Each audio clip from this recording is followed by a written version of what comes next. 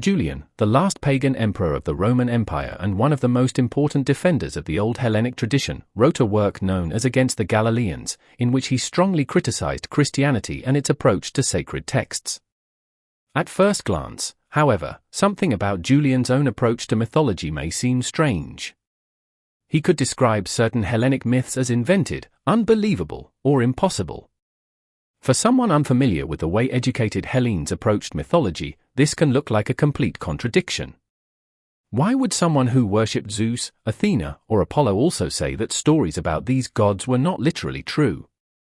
And why would he say this in a work written to defend his own religious tradition against Christianity?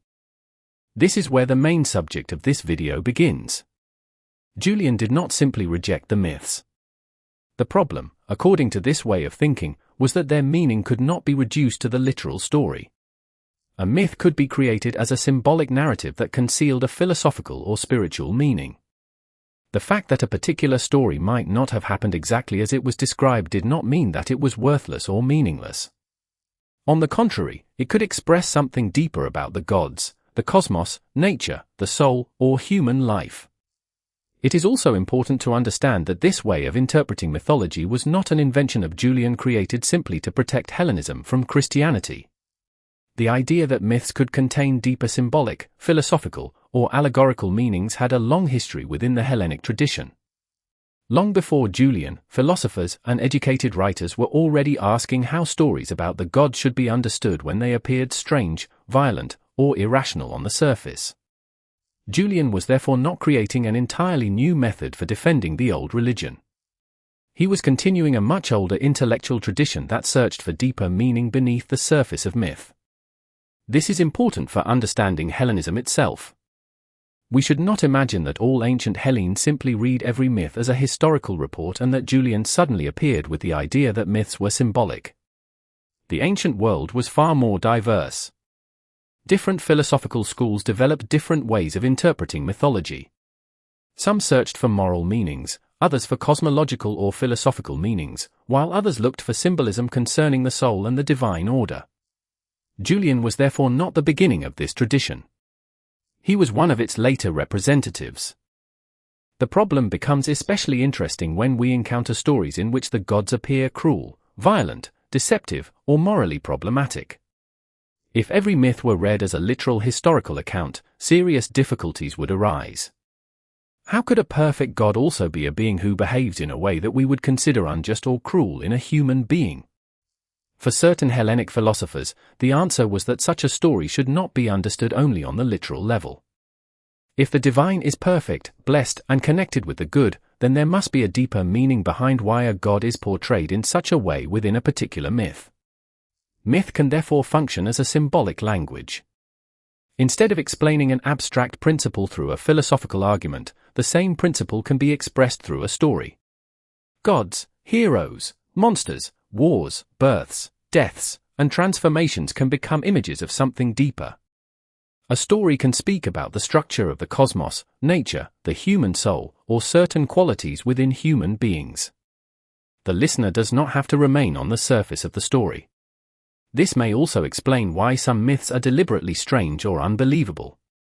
If a myth looked like an ordinary historical report, we might simply read it and accept it as a description of an event.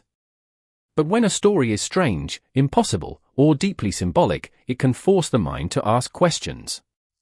Why was this story told in this particular way? Why is this god behaving like this?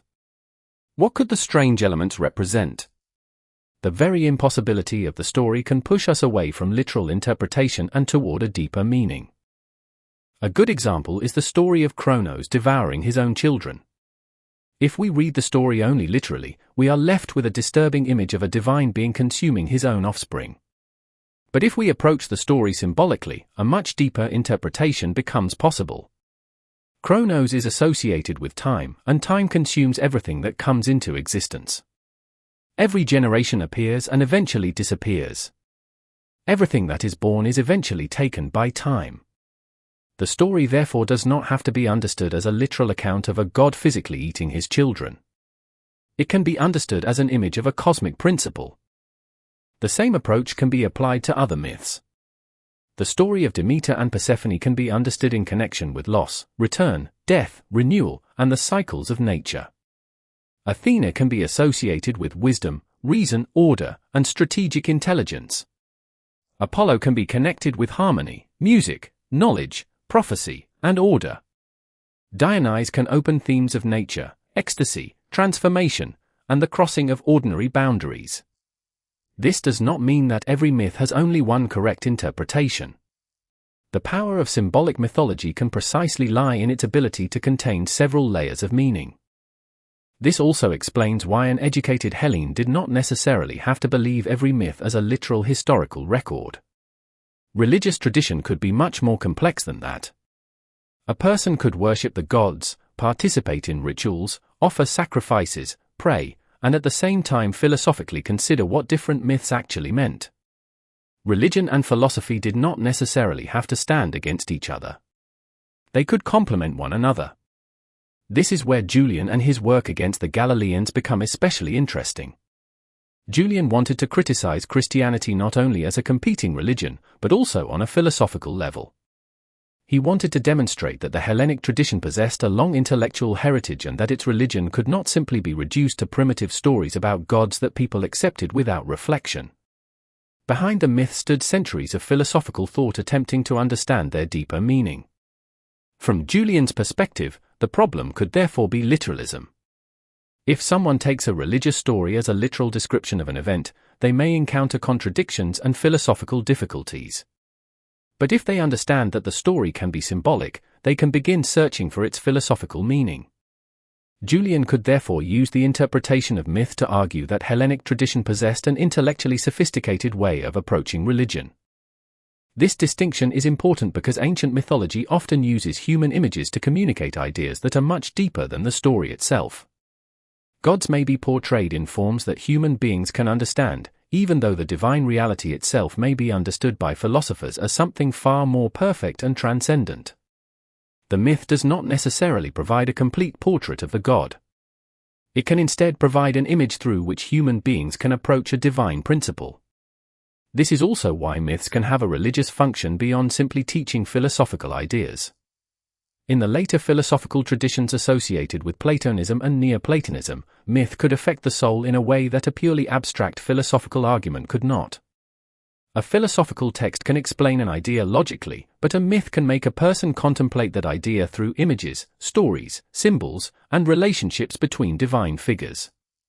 Myth can therefore become a bridge between philosophical understanding and religious experience.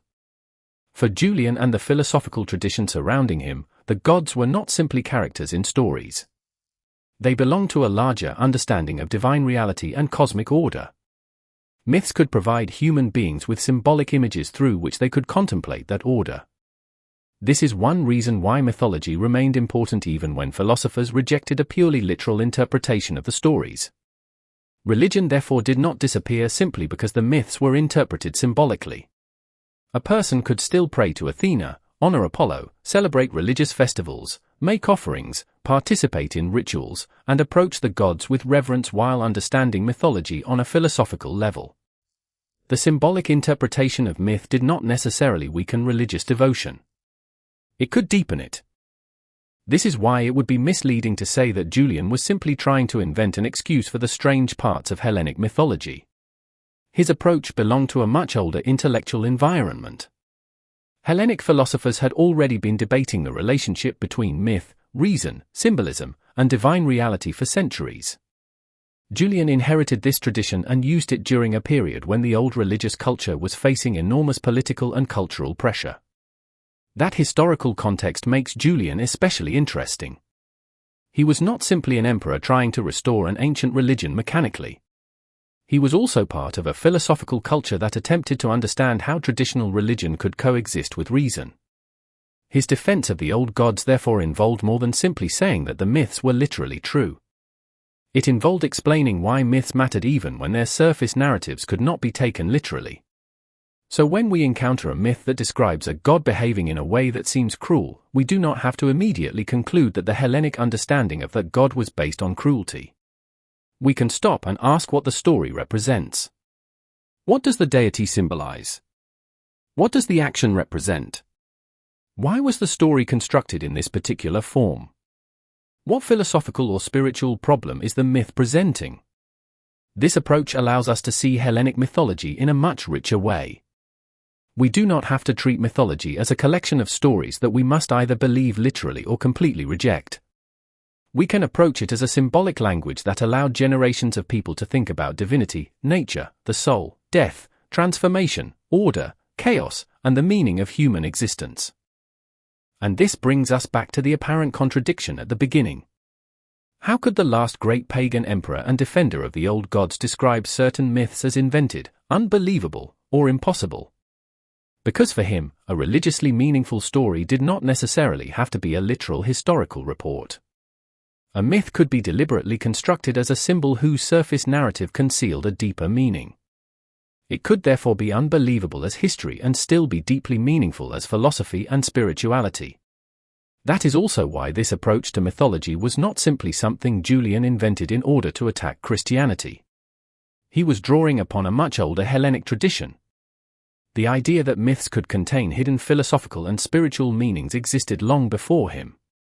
His contribution was to bring this inherited intellectual tradition into a particularly intense conflict between the old Hellenic religious world and Christianity.